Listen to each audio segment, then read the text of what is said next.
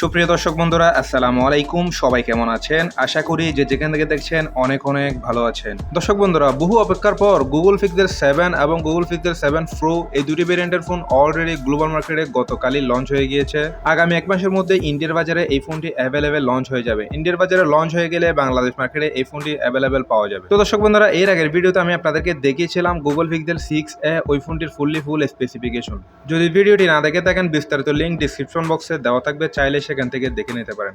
Finally আজকের এই ভিডিওতে বিস্তারিত আলোচনা করব গুগল পিক্সেল 7 প্রো এই স্মার্টফোনটি নিয়ে। এই ফোনটিতে কি কি স্পেসিফিকেশন থাকছে, এই ফোনটি বাংলাদেশ মার্কেটে কবে পাওয়া যাবে, এর দামি বা কেমন হতে পারে, এসব কিছু প্রশ্নের উত্তর থাকবে আজকের এই ভিডিওতে। সো তার আগে বলবো, যারা আমাদের চ্যানেলে নতুন রয়েছেন এখনই সাবস্ক্রাইব করে আমাদের পরিবারের একজন হয়ে থাকুন, আর যারা অলরেডি সাবস্ক্রাইব করে রেখেছেন তাদেরকে অসংখ্য ধন্যবাদ। সো ভিডিওটি শেষ পর্যন্ত দেখতেই থাকুন।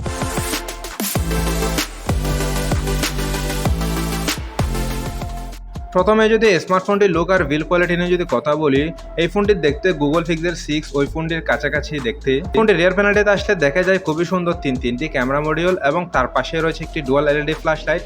মাঝখানের অংশে রয়েছে একটি গুগলের ব্র্যান্ডিং। ফোনটি দেখতে অবশ্য যথেষ্ট চমৎকার দেখাচ্ছে। এই ফোনটিতে ব্যবহার করা হয়েছে IP68 ডাস্ট ওয়াটার রেজিস্ট্যান্ট। এক কথায় বলতে গেলে এই ফোনটি ওয়াটারপ্রুফ একটি ফোন। এই ফোনটি 30 মিনিট পর্যন্ত পানিতে থাকলেও কোনো ধরনের সমস্যা ফেস করতে হবে না। এক কথায় বলতে গেলে এই ফোনটি একটি ওয়াটারপ্রুফ একটি ফোন। এই ফোনটির সিকিউরিটি সিস্টেম হিসেবে থাকছে ডিসপ্লে ফিঙ্গারপ্রিন্ট সেন্সর, যেটি খুবই ফাস্ট এবং অ্যাকুরেট বলে জানা গিয়েছে।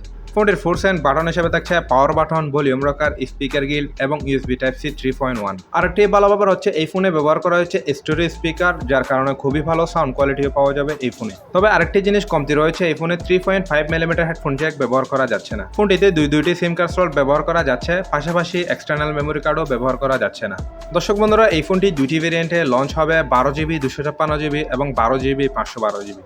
এই দুটি ভেরিয়েন্টেই অ্যাভেলেবেল লঞ্চ হবে। তো দর্শক বন্ধুরা, ওভারঅল সব কিছু মিলিয়ে বলতে গেলে এই ফোনটির লুক আর বিল্ড কোয়ালিটি আমার কাছে যথেষ্ট ভালোই লেগেছে। আপনাদের কাছে কেমন লেগেছে অবশ্যই কমেন্ট বক্সে কমেন্ট করে জানাবেন, কারণ দিন শেষে আপনার মতামত আমার কাছে অনেক বেশি দামি। এইবার আসা যাক এই ফোনটির ডিসপ্লে সেকশনে। ফোনটির সামনে সাইডটিতে আসলে দেখা যায় 6.8 ইঞ্চির একটি LTPO OLED পাঞ্চল কাটিং ডিসপ্লে, যেটি কিনা 2K রেজুলেশনের এবং 512 ppi ডেন্সিটি। আরও থাকছে 120Hz রিফ্রেশ রেট এবং HDR10+ রেজুলেশনের সাপোর্টেড। এর ডিসপ্লে দিয়ে প্রোডাকশন করছে গরিলা গ্লাস ভিক্টরসের প্রোডাকশন। বলতে গেলে এখানে একটি কোয়ালিটিফুল ফ্ল্যাগশিপ লেভেলের একটি ডিসপ্লে ব্যবহার করছে এই ফোনে। অবশ্যই এর ডিসপ্লেটি কার্ভ ডিসপ্লে। এর পারফরমেন্স কেমন হবে, এর ডিসপ্লে কোয়ালিটি নিয়ে নতুন করে আর কিছুই বলার নেই। 2022 সালের যত ধরনের লেটেস্ট টেকনোলজির ডিসপ্লে রয়েছে এইসব টেকনোলজি যুক্ত করেই লঞ্চ করা হয়েছে। সো ওভারঅল এখানে একটি দুর্দান্ত ফ্ল্যাগশিপ লেভেলের ডিসপ্লে পেয়ে যাবেন এই ফোনে, এদিক দিয়ে কোনো সন্দেহ নেই। কথা বলা যাক এই ফোনটির ক্যামেরা সেকশনে। এখানে হচ্ছে মেইন আকর্ষণ এর ক্যামেরা সেকশনে। ফোনটির রিয়ার প্যানেলটিতে আসলে দেখা যায় খুবই সুন্দর তিনটি ক্যামেরা মডিউল, যার মেইন ক্যামেরা হিসেবে থাকছে একটি 50 মেগাপিক্সেলের ওয়াইড অ্যাঙ্গেল লেন্স যা f1.9 অ্যাপারচার, এবং সেকেন্ডটিতে থাকছে একটি 48 মেগাপিক্সেলের অপটিক্যাল টেলিফোটো জুম লেন্স যা f3.5 অ্যাপারচার, এবং থার্ডে রয়েছে একটি 12 মেগাপিক্সেলের আলট্রা ওয়াইড অ্যাঙ্গেল লেন্স যা f2.2 অ্যাপারচার। এর রিয়ার ক্যামেরা দিয়ে সর্বোচ্চ ভিডিও শুট রেকর্ড করা যাবে 4K রেজুলেশনে। ফোনটির সেলফি ক্যামেরা হিসেবে দেওয়া হয়েছে 11.1 মেগাপিক্সেলের একটি আলট্রা ওয়াইড অ্যাঙ্গেল লেন্স। এর সেলফি ক্যামেরাতেও সর্বোচ্চ ভিডিও শুট রেকর্ড করা যাচ্ছে 4K রেজুলেশনে। দর্শক বন্ধুরা, এর ক্যামেরা সবচেয়ে ভালো ব্যবহার হচ্ছে এর মেইন ক্যামেরাতে দেওয়া হয়েছে OIS সাপোর্টেড স্টেবিলাইজেশন। আপনি একটু নড়াচড়া অবস্থায় খুব ভালোভাবে ফটোশুট করতে পারবেন। আর ভিডিও শুটের ক্ষেত্রে দেওয়া হয়েছে জাইরো EIS স্টেবিলাইজেশন। আপনি খুব ভালোভাবে নড়াচড়া অবস্থায় স্টেবলভাবে ভিডিও শুটও করতে পারবেন, এই ফোনে কোনো ধরনের সমস্যা ফেস করতে হবে না। দর্শক বন্ধুরা, এক কথায় বলতে গেলে এখানে একটি দুর্দান্ত ক্যামেরা পারফরমেন্স পেয়ে যাবেন, যথেষ্ট ভালো কোয়ালিটি ফটো এবং ভিডিও শুটের ক্ষেত্রেও যথেষ্ট দুর্দান্ত একটি ক্যামেরা পারফরমেন্স পেয়ে যাবেন এই ফোনে। ফোনটির অপারেটিং সিস্টেম হিসেবে থাকছে Android 13 ভার্সন। এবার আসা যাক এই ফোনটির প্রসেসরের সেকশনে।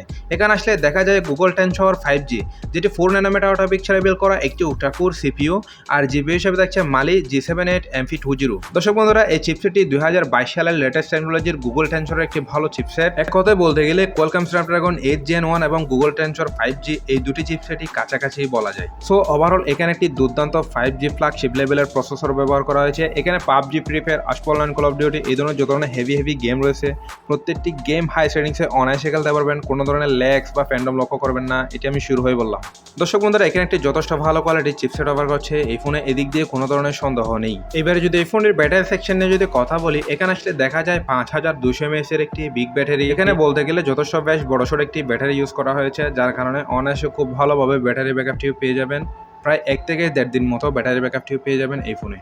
তো দর্শক বন্ধুরা সবকিছু মিলিয়ে এই ছিল প্যাকেজ। এই ফোনটি অলরেডি গতকালই গ্লোবাল মার্কেটে লঞ্চ হয়ে গিয়েছে। আগামী 1 মাসের মধ্যে বাংলাদেশ মার্কেটে এই ফোনটি অ্যাভেলেবেল লঞ্চ হয়ে যাবে। এবার আসা যাক এর আসল পয়েন্টে। এই ফোনটি বাংলাদেশ মার্কেটে লঞ্চ হলে এর প্রাইস বা কেমন হতে পারে। ফোনটি গ্লোবাল মার্কেটে এর দাম রাখা হয়েছে $900 থেকে $945, যেটি বাংলাদেশি টাকায় কনভার্ট করলে দেখা যায় 85 থেকে 90 হাজার টাকার আশেপাশে থাকবে। তবে এর দামটা একটু কম বেশি হতে পারে, কারণ বাংলাদেশে ডলারের দামটা অনেকটাই বেড়ে গিয়েছে। তো দর্শক বন্ধুরা এই ছিল 85 থেকে 90 হাজার টাকা বাজেট সেগমেন্টের গুগল পিক্সেল 7 প্রো এই ফোনটির স্পেসিফিকেশন। তো ফাইনালি এবার আমাদের দেখার পালা এই ফোনটি লঞ্চ হলে কেমন পারফরমেন্স করে থাকে। তবুও পার্সোনালিভাবে এই ফোনটির প্রাইসটা আমার কাছে একটু বেশি বলেই মনে হয়েছে। আপনাদের কাছে কেমন লেগেছে অবশ্যই কমেন্ট বক্সে কমেন্ট করে জানাবেন, কারণ দিন শেষে আপনার মতামত আমার কাছে অনেক বেশি দামি। আই হোপ এই স্মার্টফোনটি সম্পর্কে আমি আপনাদেরকে বিস্তারিত এক্সপ্লেন করতে পেরেছি। এরপরেও যদি কোনো কিছু জানার থাকে অবশ্যই কমেন্ট বক্সে কমেন্ট করে জানাবেন। সো ভিডিওটি যদি সত্যি ভালো লাগে থাকে তাহলে অবশ্যই একটি লাইক করবেন, আর যারা আমাদের চ্যানেলে নতুন রয়েছেন এখনই সাবস্ক্রাইব করে আমাদের পরিবারের একজন হয়ে থাকবেন। তো আপনার একটি সাবস্ক্রাইব আমাকে করতে পারেন নিত্য নতুন আপকামিং স্মার্টফোনের ভিডিও বানাতে সহায়তা করে। সো দেখা হবে নতুন একটি ভিডিওতে। সবাই ভালো থাকবেন, সুস্থ থাকবেন, আল্লাহ হাফেজ।